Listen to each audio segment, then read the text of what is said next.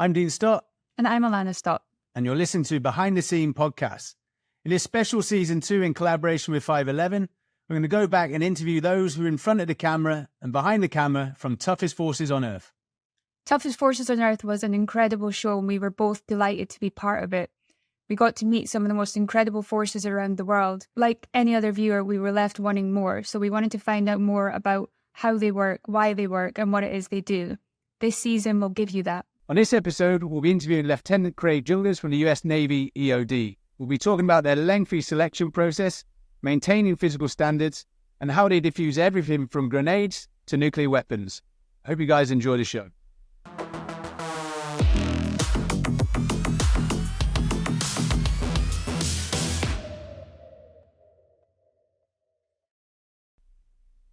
Hey, Craig, it's good to see you again. Dean, likewise. Yeah, guess what? It's been about a year now, right? Wow, yeah. I think when we guys came, it was September 2022. You were the very first episode that we recorded, and I remember the exact day as well because my daughter was born on the 24th of September, and then I was flying out to you guys on the 25th, so I had to delay coming out, which I'll talk about later on because that did have impact on what I was doing on the show. But yeah, it was good to see you again. But Craig, if you could just quickly introduce yourself to the audience, let us know about your military history and just give us a bit more insight into who you are. Yeah, absolutely. First of all, thank you for inviting me on today. Really look forward to discussing the community with you and spreading some insight into who we are and what we do. So my name's Craig Jungers. I've been in the Navy. This year is 19 years. All but 2 have been in EOD community. I graduated EOD school in 2005. Went to San Diego, California for almost 10 years. Operated out there and then took a commission in 2018. So now I am a lieutenant. I'm on the East Coast in Virginia Beach, and I'm currently a training officer for an East Coast-based EOD command. Amazing. We'll probably talk more on some of the things you've done during that period of time. But obviously the show's out now. People have watched the show. It's an amazing series. They probably wouldn't have seen your face. So I just wanted to explain more of your role on this show because you actually had probably the most important part on this show. Yeah. So it was, it's pretty interesting, kind of funny. My boss at the time went to a meeting. I didn't need to be there for it. Comes back and says, "Hey, you're the guy that we chose. We're going to do a Netflix show. There's going to be some guys that show up. We're going to put them through a week of training." And he's like, I don't know if it's going to be that big of a lift. Just, kind of go figure it out. Like, oh, okay, whatever that means. Like, who's the show? Is like, oh yeah, it's going to be on Netflix. I'm like, oh, Netflix. Okay, that's kind of a big deal. So yeah, I was at our East Coast based training command as a training officer there. It's Explosive Ordnance Disposal Training and Evaluation Unit 2. So I was just the guy kind of behind the scenes, coordinating all of the training sites, making sure that we had all the proper safety measures in place, coordinating with the air crew, the helicopter pilots, making sure that we had the right demo on order for you guys. Just kind of behind the scenes, coordinating all the different scenes that the viewers will see. Yeah, because everywhere I looked, I kept seeing you. And then obviously you have your cap on as well, but like myself, you're slightly follically challenged, so I could spot you a mile off. You're like my twin brother. There we go. Yeah, so it was everywhere I went, I could see Craig, and I thought, what's he doing? But yeah, you had a huge part in this, as you touched on, and we'll go into it later. The assets that you guys threw into this, the air assets, the boat assets. There were so many moving parts. I mean, there's rightfully so when you're dealing with explosives, there's the safety aspect to that. Very different, if it's in the military, but when you have civilians on your base, things are even tighter. So yeah, you had a huge role in this. obviously, when you first heard about the show, do you have any reservations, or did you see this as a great opportunity to showcase the U.S. Navy EOD? Yeah, if I'm being totally honest, Dean, it's a little bit of both. And before I answer that question, in its entirety, all of my answers, our conversation, this is just my opinion. It's not what the U.S. Navy has told me to say. I'm just here as an individual. So everything we discuss is Craig's opinion only. So with that being said, yeah, there's reservations. When you're in a community like ours, we do not like the spotlight. We don't like to be on camera. Right now, talking to you on this podcast, I'm incredibly uncomfortable. And that's kind of the way all of our guys in the community, we tend to shy away from the spotlight. The movies, the TV shows, the books, not really our forte. However, we see the value in it. So as much as we don't necessarily, seek that attention, obviously it is very valuable, and it's important to showcase and highlight skill sets and what we bring to the table for the U.S. Navy and Department of Defense at large, but also to show and highlight that skill set to the civilian populace that really, most people have no idea who we are or what we do. Yeah, I mean, it's true there. It's the whole of the SF community. They like to keep a low profile. They don't want to bring exposure to themselves. But for me, was having spoken to a number of nations now, recruitment's always a struggle. Recruitment is always a struggle, and so I think I said to you actually post when we finished is that you guys were nervous. I could see that you were nervous about doing it, but it turned out to be great, and I think, once we get a season 2, I think U.S. Army, U.S. Air Force, they're all going to be knocking at the door, because this is a great recruitment platform. And as you touched on, just to showcase actually what you do, because Hollywood doesn't help matters. I call it the biceps, the bullets, and the bombs. That's all they focus on, and then they skim over exactly what we do. So for me, I thought you guys took the risk, but I think the risk paid off, because it came out amazing. And everyone's struggling with recruitment, and so the U.S. Navy, I don't think we're going to be as successful as Top Gun and Maverick, but hopefully, hopefully we will. And so just going back slightly, so when were the U.S. Navy EOD formed? Let's give listeners some history. Yeah, so quick history lesson. Navy EODs has been around since the 40s. So originally in 1940. Actually, we were born in the UK, right outside of the Royal Air Force Base in Wiltshire. We had some U.S. Navy officers stationed in the UK during 1940s, World War II.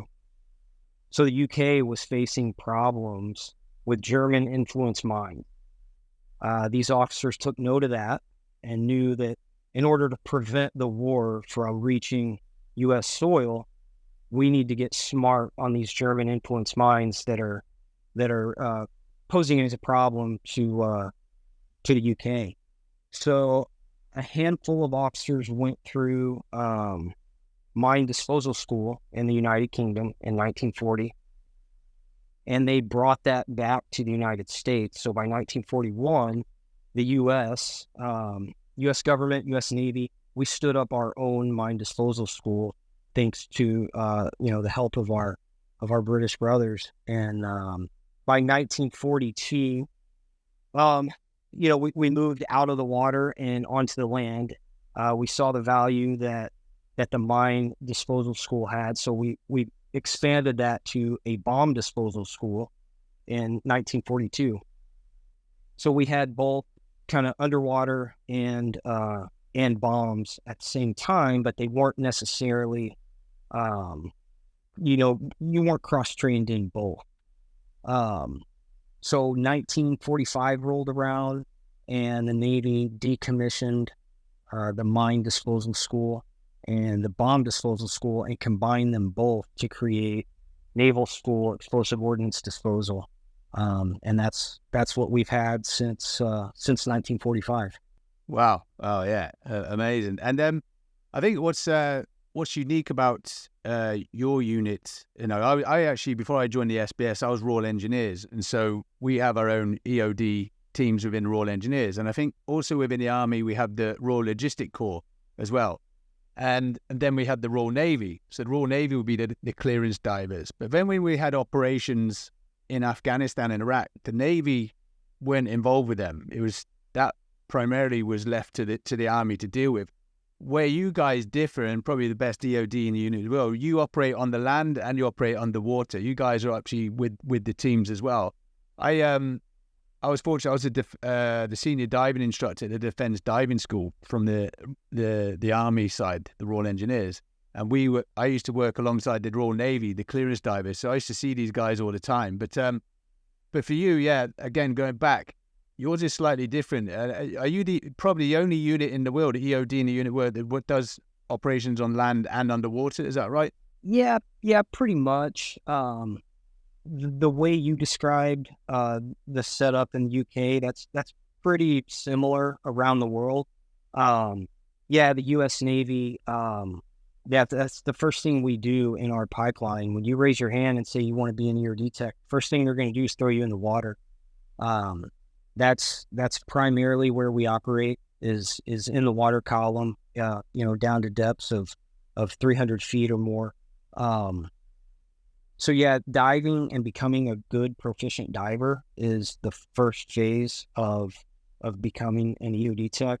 And then after that, we can get into the pipeline a little bit later, but yeah, the mobility skills that Navy EOD brings to the table is really what sets us apart from all the other EOD communities within the Department of Defense and quite frankly around the world. Every EOD tech in the Navy is jump qualified. They're all divers, scuba, various dive rigs, scuba, Mark 25, Mark 16, Viper. They can dive all these different rigs, mixed gas, in-water decompression. You name it, they're capable of doing it. And then, once we get trained up in the underwater portion, then it's air assault, fast roping, rappelling, casting, getting recovered, from a tiny little ladder out of the ocean, doing, all kinds of rope work out of helicopters, and then on to jump school. And you're start out with static line, of course, that we all know and love. But then, it really starts to get fun when they put you in free fall and, you find yourself jumping out at altitudes of, pretty high. Yeah.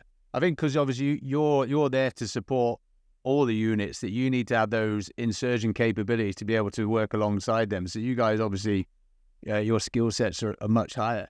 And we touched a little bit on that pipeline then, but for some of the listeners, maybe someone who's watched the show, young guy, young girl, and is like, actually, I want to be a Navy EOD technician. Can you talk us through that whole selection process from walking through those initial camp gates and the sort of timelines they'd expect to finally being a technician at Virginia Beach or down in San Diego?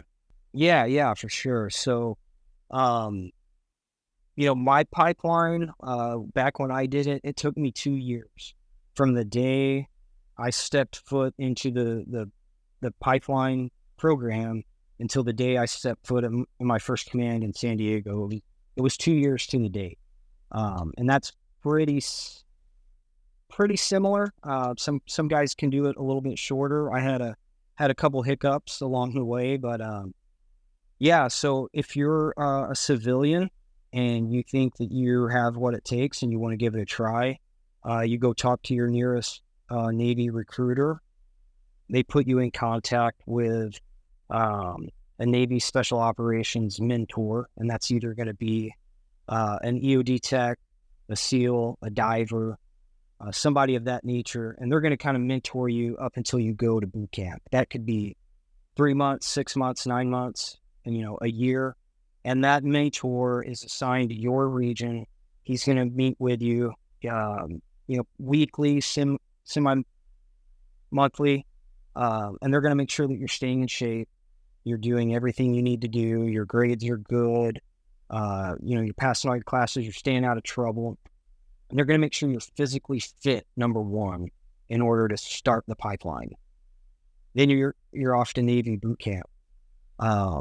Once you go to Navy boot camp, there are special divisions that are created for the guys and girls that want to become divers, want to become EOD techs, want to become SEALs, and those classes, those divisions in boot camp, as we call them, they get a little bit of extra love and feeding and a little extra push-ups and extra setups, and you're going to run a little longer, and days are going to be a little longer.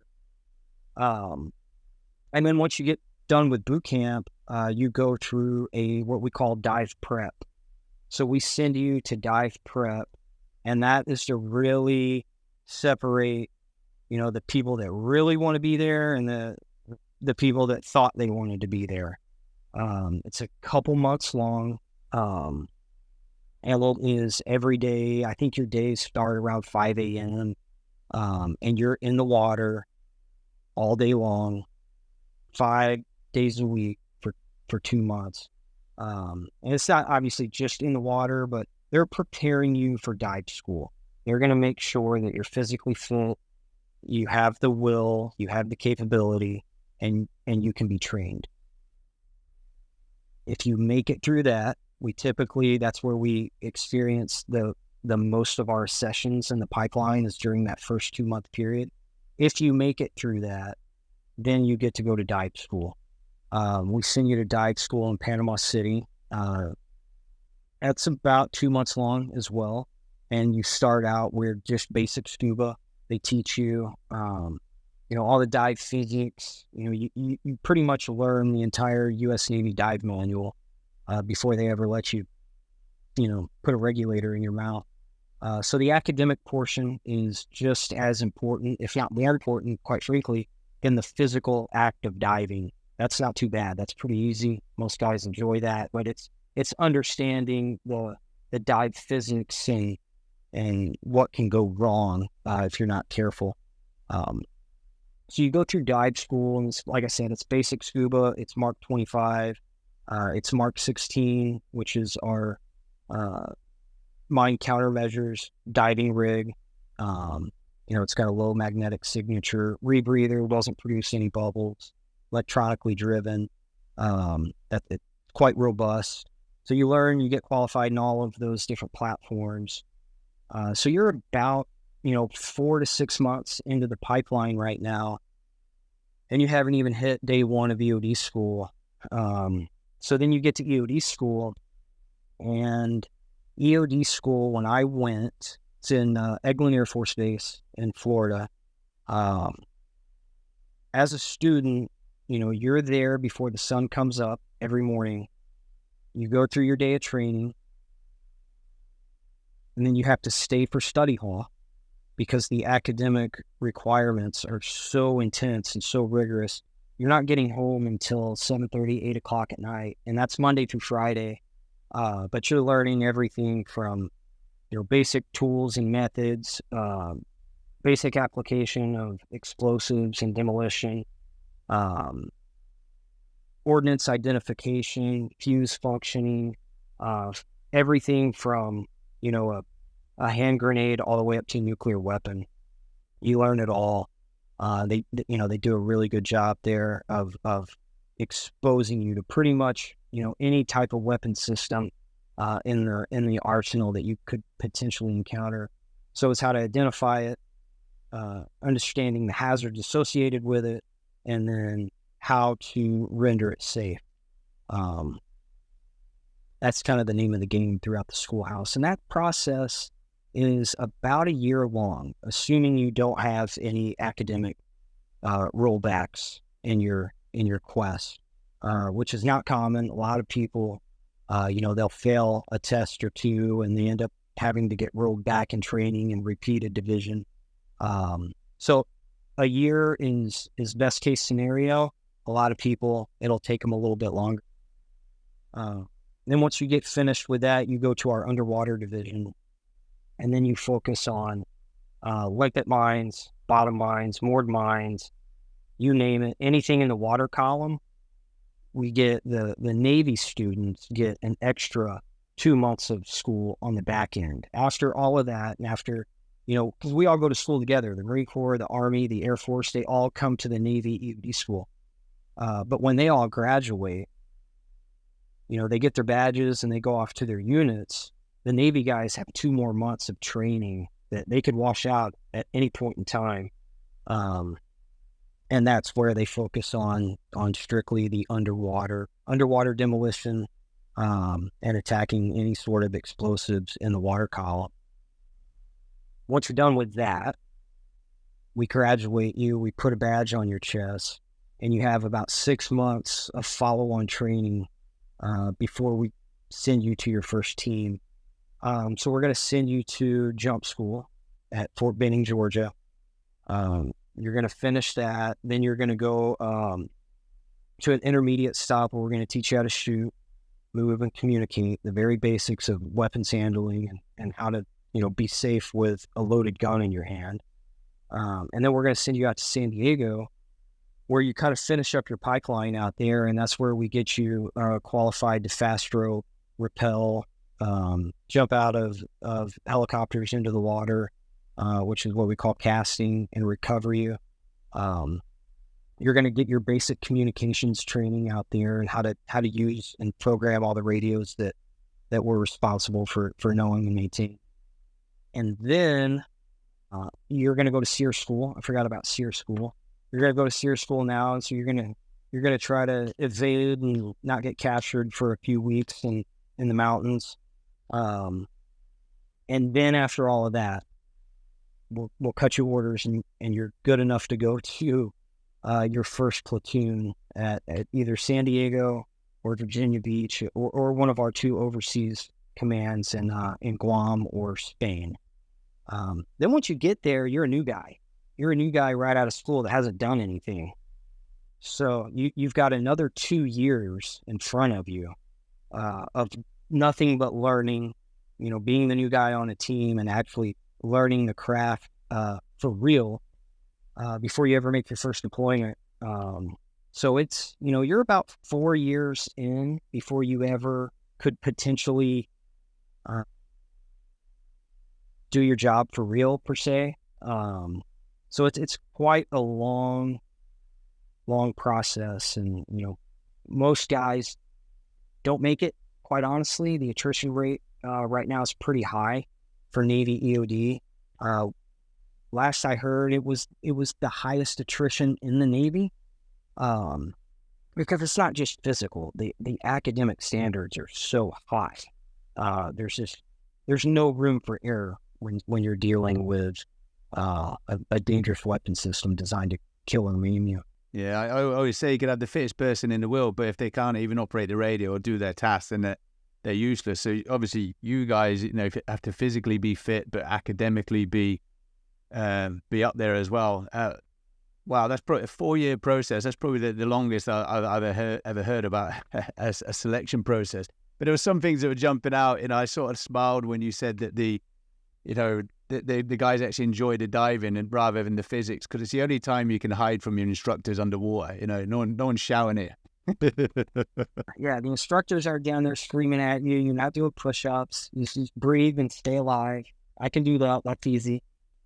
Yeah, but no, that's amazing. Obviously, I haven't dived myself. I mean, dive instructor, just that itself, taking someone from a blank canvas to an experienced diver, but then having to learn all the other skill sets. Doing the EOD on land is difficult itself, but then in that alien environment, being underwater must be, I can see why you guys are the specialists. And do you get any additional pay, any specialist pay? Is there any sort of bonuses or incentivizations for you guys? Yeah, right now, we have different badge levels. So when you first come in, you're going to be a basic EOD tech. So if you come in off the streets, you're going to sign up to be an EOD tech, and upon graduation, and forgive me, Dean, I'm not sure the numbers are right right now. They're not in front of me, but I believe it's about $45,000 that the Navy's going to give you if you can graduate the program. And then once you are fully qualified and you're on a platoon, you're getting dive pay, which is a couple $100 extra a month. You're getting jump pay. You're getting demo pay. And then you're getting your basic EOD pay as well. So you're getting, several hundred more dollars a month, plus your bonus that a lot of people in the military aren't going to ever see. Jesus, joined the wrong unit. When I was in the military, I did 8 years in 3 commander brigades, commander reconnaissance. Did 8 years there, and then went on selection as a sergeant. And as I said, I was a senior diving instructor, so we get like additional pays, like £20 a day. Actually, when I passed selection, I took a pay cut. It was outrageous, to hear these numbers that you guys are firing out, and I was like, yeah, definitely joined the wrong. But great incentivizations for people to join.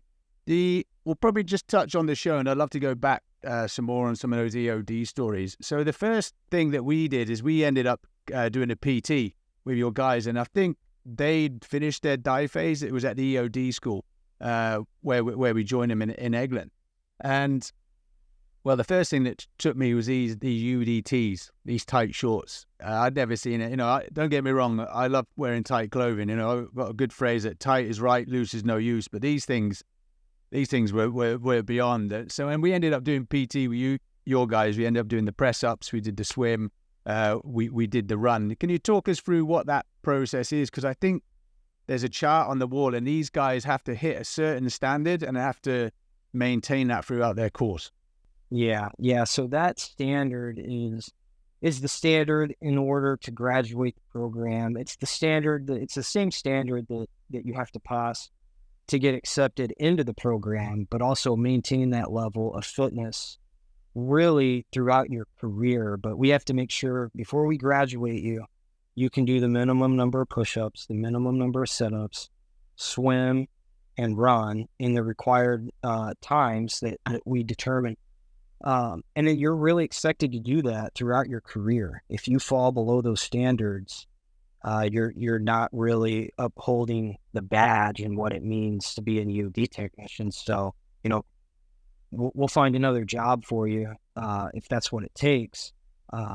But most people in the community, we don't have that issue. The physical fitness side of it is we've poured a lot of money into it, a lot of time and effort. Right now, both coasts, we've got our own strength and conditioning program. We've got strength and conditioning coaches, mental health specialists, physical therapists, all under one building that we have access to. That they make sure our nutrition is right. All of our aches and pains and bumps and bruises are getting taken care of. If you get seriously injured, they've got a full physical therapy suite that you have access to, and that kind of becomes your job, is rehab and working out and taking care of yourself. And that's the expectation every day from 0700 to 0900. Those are your hours to go work out. Go work out, go to rehab, whatever you need to do. Nobody's going to mess with you between 07 and 09. That's part of your work day, but those hours are dedicated to maintaining your physical fitness.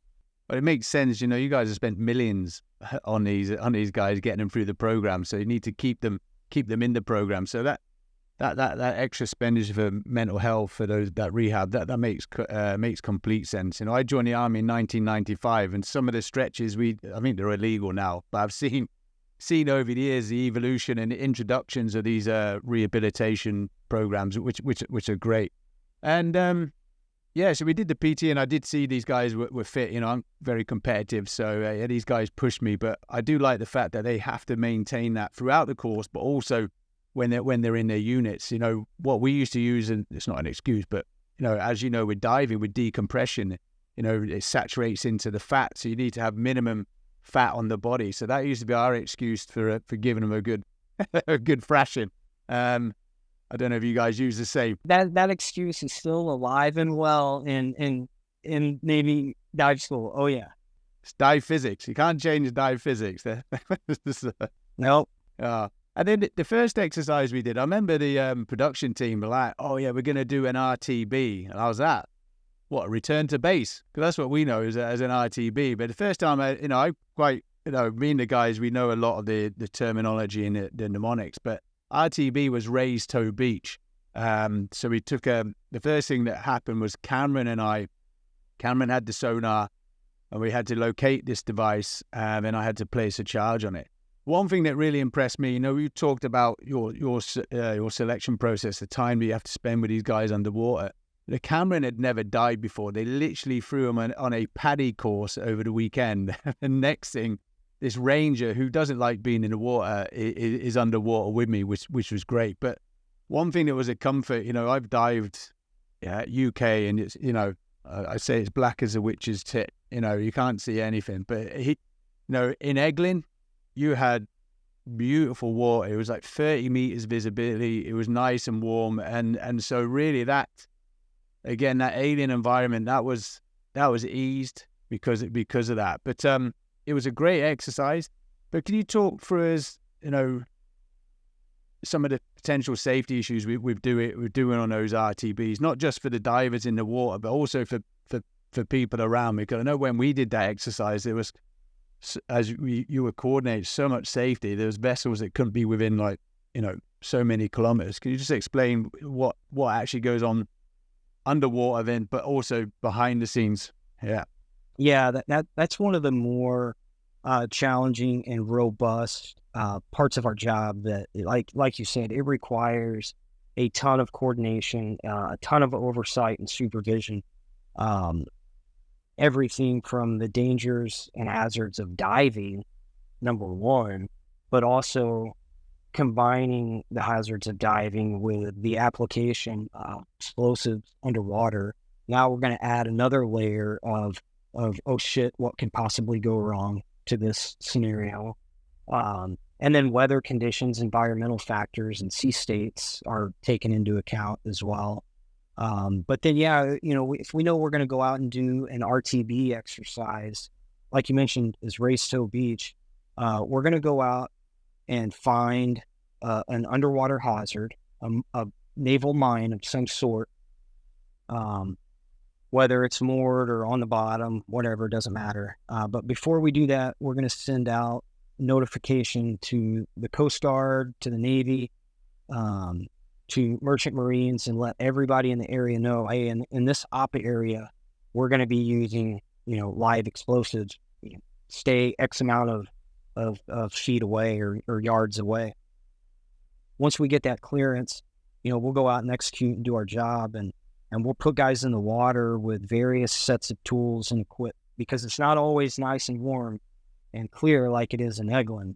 And if you come up to Virginia Beach, you're not going to get any visibility, and it's going to be cold, and there's going to be a nasty current you got to deal with. But we're going to splash you, and you're going to go underwater by yourself, and you're going to have your tools, and your job is to find whatever it is on the bottom that's impeding the movement or posing a hazard. In this case, we'll say it's a bottom mine.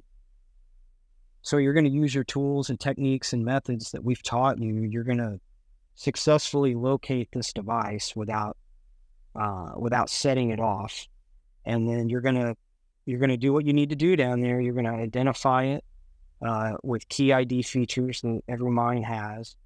You're going to place your tool or your charge, whether you're going to try to blow it up or just render it safe. That will determine what technique or procedure we're going to employ. So you're going to do that, and then you're going to, back away from that mine shape without killing yourself, and then make it back to the top of the water column for the guys in the dive boat to come recover you. Once we recover you, make sure you're on deck and you're okay. Then we're going to start working the demolition piece to either render that mine safe or dispose of it, whatever the case may be, whatever we're tasked with doing.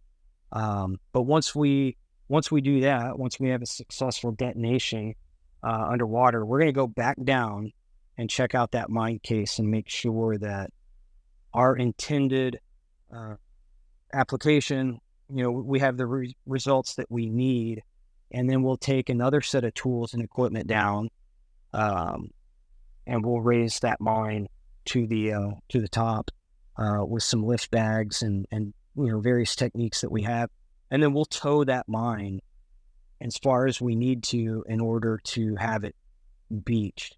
We'll send a group of guys out to the beach, and they'll set up the beach, various tools and anchor systems and pulleys and line. And, we're throwing, a couple 1,000 feet of line around in the water. It's getting sandy.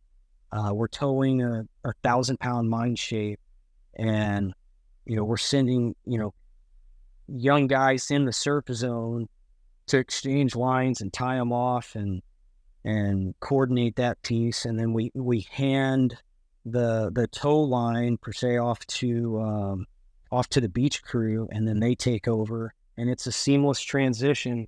The dive boat then motors out of the way, and the beach crew is in charge of getting that sucker up on the beach. And then once it's up there, we've got additional tools and equipment that we're going to throw at that and take x-rays and disassemble it and take it apart and reverse engineer it if we have to figure out, what's the new technology that countries are throwing at us. We have all those abilities and resources at our disposal, and that's just that much of what we do and what we're responsible for. Mm-hmm. Yeah, you guys, there's a lot you do. We did an exercise. We were doing the chemical, biological, radiological, nuclear weapons. You've touched that on your pipeline. One thing that you just touched on there is the, back in the old days where EOD was started, like, as you say, in the UK, they're still dealing with World War II ordnance in the UK. They come across that all the time, especially in the water. But as the years have evolved, as the operations and the conflicts have changed, like Afghanistan and Iraq, we've had the introduction to IEDs. How do you guys stay on top of these sort of new devices, new technologies? Is it the cross-training you do? Do you almost have like an oracle where all the EOD units take what they found, how they've dealt with a device, and just put it in a portfolio? Yeah, so we have different reporting mechanisms, exactly what you just described. And it doesn't matter whether you're Army, Air Force, Navy, Marine Corps. We have a central database where if we come across something, it's never been seen before, that information gets pushed out to all the EOD techs, in the United States, and a lot of our brothers and sisters overseas as well. And likewise, they share,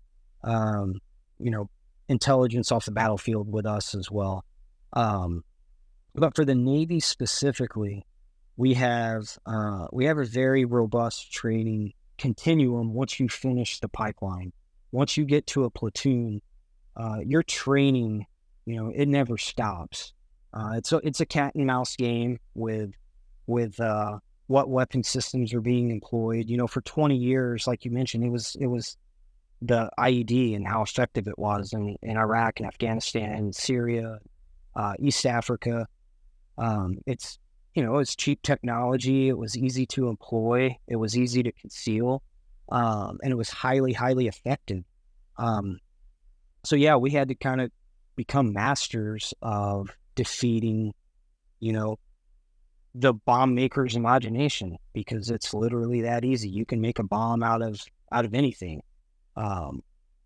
So learning how to identify it, how to diagnose, electronic circuits, and understanding what components were dangerous and hazardous, and isolating certain components if you need to. It's the IED focus. We got punched in the face with it in during the global war on terror, and that's never going to go away. We're going to always have a premier focus on the IED because it is so effective. But, our core mission areas, that's just one core mission area. It's also conventional weapons, that the DOD manufacturers. I mean, it's chemical, biological, radiological, nuclear, underwater.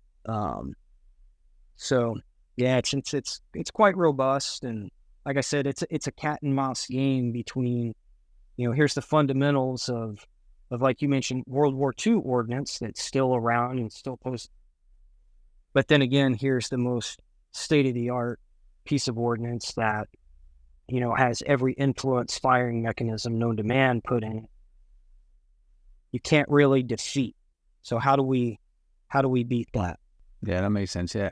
And I remember on route towards when we were getting our set of orders for the final mission, we walked past a wall which had all of the fallen comrades from your unit, and that really, and I think the majority of them was from the global war of terror. That really hit home to me that, how impactful that was for you guys, but also a memory, a reminder. Every time you go to the ops room, you see your fallen guys. How many friends have you lost, unfortunately, during your time in the military?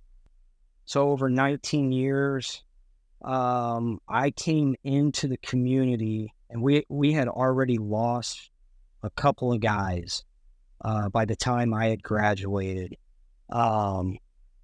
Since I've been an EOD tech, about 18 guys we've lost just during my career thus far. And every one of those guys, from the first Navy EOD team that went into Iraq and Afghanistan, anyone that was killed in every EOD command in the Navy that you walk into, you're going to see those same portraits of all of those guys, along the wall, to remind us every single day that, this is an inherently dangerous job and they paid the ultimate sacrifice. And this is why we get up and go to work every day. Yeah, no, without a doubt. And obviously, being special forces, it was our biggest fear was to come across IEDs. So then when you guys used to come in and just clear that for us, it was just, again, me, Ryan, and Cameron. I know Ryan talks about a story on the show, a situation he was in, and when we used to call you guys in, we sort of dress back, and so really we got insight into really how brave you guys were and how important it was as well to have you guys to ensure that we can continue that mission success. But your motto speaks volumes. It's initial success or it's total failure. That's quite a punchy motto, really. And when you see that wall on it, yeah, that really hit home to me. But we did the final exercise, and I remember doing the final exercise. I remember turning, as I mentioned before, my daughter Harley was born on the 24th of September, so I flew in 24 hours late, and had already coordinated the final exercise. And like, Dean, you're going to be pressing a button. I was like, what? Cameron and Ryan had all the little sexy things that we're doing. But actually, for me, that was quite good, because I had done what Cameron and Ryan had done before, but I'd never actually been in that command one, especially the combination of the, coordinate the mission, the amount of assets that you guys threw into that, the air assets, the boat assets was impressive. So for me, yes, it was a simple task, but really to highlight that I wouldn't have been able to perform that if not everyone else had performed their roles. So yeah, I know we had a bit of a joke about me just pressing a button, but it was, it was 16 years of training had gone into that. But I remember it was quite funny. I remember eating a banana. I just stood on the side of the boat and started eating a banana. And then all of a sudden, those radios were going off. People were calling in from other boats. And I was like, I got a banana on the boat. I don't know. I actually didn't even know about this banana myth. And then it was explained to me. But if you can explain to me what the actual myth is about eating bananas on boats and why you shouldn't do it. Oh, you know what, Dean? That's a good one. I don't know, because I've never eaten a banana on a boat. We always bring snacks out, but now that I think about it, I've never had a banana on a boat, and I don't know that I've been exposed to that. So that's some EOD insight that I'm not privy to. Yeah, and honestly, the shock and the face on these guys is like I'd walked into their house on Christmas Day and urinated on their kids' Christmas presents. It was like something I'd done completely wrong, but it was something to do with, I think back in the day, the bananas used to have little spiders in them, and so it used to infect the boats or something like that. I might have absolutely destroyed that. But I'll find out and I'll make sure that gets in there. But yeah, honestly, I thought I'd done something completely wrong, but all it was is the fact that I took a banana on a boat, and it was pretty much took over the mission for me. I was just fascinated with that. But for me, it was I as I alluded to earlier, I think you guys were absolutely amazing. I think it was a great move for the US Navy EOD to get involved with this, because and especially what you've just shared as well, more behind the scenes about how impressive and how difficult it is to be US Navy EOD guys. So you must be very proud of your guys and very proud of the show now that you've seen it. I have two final questions. My first one is, what does the phrase "always be ready" mean to you? Oh, that's one of the models we live by. Like I mentioned earlier, the training never stopped. I've been doing this job for 19 years, and I'm still training. I'm still learning new tactics and new techniques every single day that you go in. And if you're not doing that, then you're not doing your job. You're not living up to the badge that you have the privilege of wearing on your chest. And that's something that we all hold each other accountable with that. If we see you kind of slacking off or taking it easy and not giving us absolutely everything you have to offer, we'll find another place for you to work. It's probably not going to be as enjoyable as being an EOD tech. But there's other careers that you can surge in, that are just fine. You might not have to give it 100% every single day, but when you walk through the doors of any EOD command, that's the name of the game. That's what we demand, because at any moment in time, that red star cluster goes up and somebody's calling you to go do your job, and you don't know if it's going to be, a chemical weapon, a biological weapon, conventional weapon, an IED that, some crazy person put together. So always be ready is not just, a catchphrase, but it's really a way of life for an EOD technician. Yeah, one of my questions I did have, but I scrapped it in the end. What is a typical day like in Navy EOD? I suppose each day is different. There is no set day. Yeah, no set day. So it really all depends. Man, that's a loaded question. I'll give you, a typical week for a guy on an EOD platoon. Monday you come in, you get all your dive gear ready. You go out and you do, scuba dives down to 80 feet. And then you work on your sonar skills, your handheld tools and drive our underwater remote operated vehicles underwater that have sonar cameras on them, and do some line hunting on Mondays maybe. Come back Tuesday and you're going to go out and do some fast roping in the morning. We've got 2 helicopters coming in. We're going to fast rope and rappel. And then in the rest of the afternoon, we're gonna take a break, get some lunch, and then wait for nightfall. And the helicopters are going to come back. We're going to do it all at night on night vision, exactly what we did during the day. And then Tuesday or Wednesday we'll do a chemical weapons laboratory, where we'll have intel delivered to us that there's a nefarious actor setting up or trying to manufacture a chemical that we're putting in bombs or some sort of explosive device, and you got to respond to that. You got to go in and identify what they're making, what's the process, what are the precursors involved, and then how to safely dispose of all of it. The next day, you might find yourself out searching for an orphaned radiological source, or an IED factory, or weapons cache that was left behind in a village, and you got to clear booby traps and whatever to get to it. And you still got to go find time to go shoot and maintain your weapons proficiency. So every day, I mean, every day, it's demo, it's jumping, it's shooting, it's disarming a bomb or drilling into a package and fishing out some wires and trying to diagnose the circuit. So every day is exciting. Every day is different. It's demanding. It looks cool on TV. I will say that it looks really cool and fun and exciting on TV, but when you do it every single day, the dangers of the job and I equate it to it's like construction work. I mean, it is hard work, both physically and mentally. Yeah, no, without a doubt, yeah.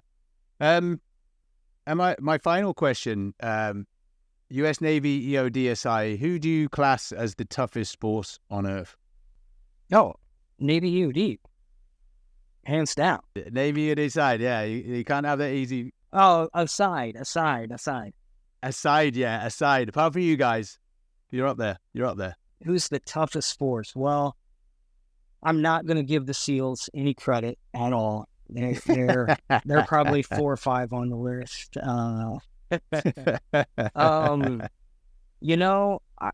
Man, if you want to talk about just hard-nosed, tough individuals, you pick an infantry Marine out of the United States Marine Corps. I would put that grunt Marine that's been doing that job for 10 or 12 years up against absolutely anyone.